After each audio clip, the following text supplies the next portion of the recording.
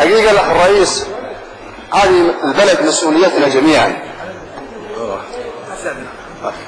ولا نملك إلا التعاون فيما بين الحكومة والمجلس،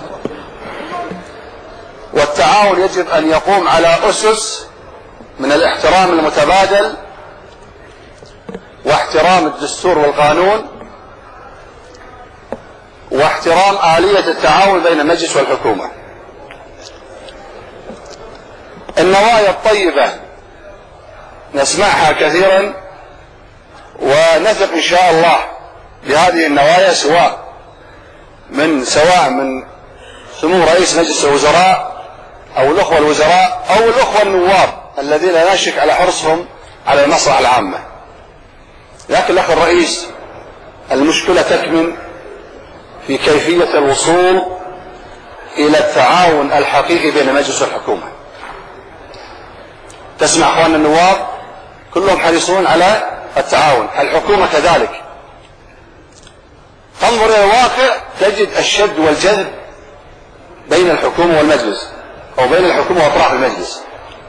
احنا الحقيقة في حاجة ماسة إلى التعاون والتناصح، والأخوة الزملاء الوزراء لا نشك احنا أخ الرئيس في نيتهم الإصلاحية ورغبتهم الحقيقية في هذا الإصلاح، لكن ربما كما قيل كم من مريد للخير لم يبلغ.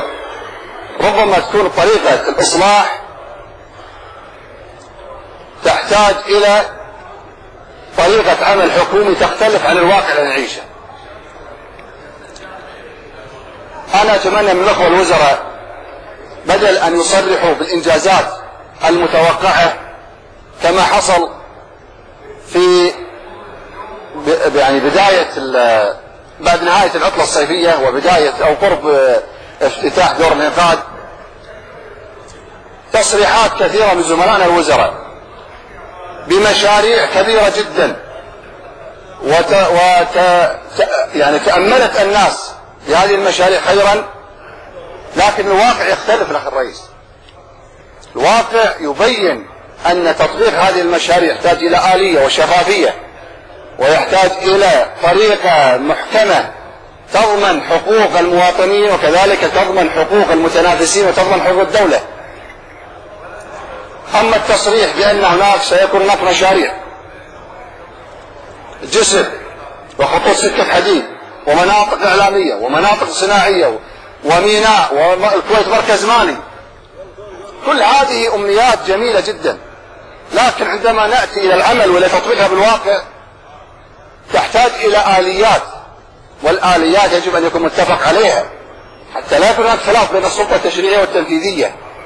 والسلطة التنفيذية ممثلة بالحكومة حريصة ويعني أقدر أقول أنها ما أقول مندفعة، لكن أقول مقدمة بقوة على مثل هذه الخطوات الإصلاحية، والمجلس يدعم هذا الخط الإصلاحي، لكن يريد الاطمئنان على المسار لهذه الخطوات الحكومية المطلوبة أو المؤملة.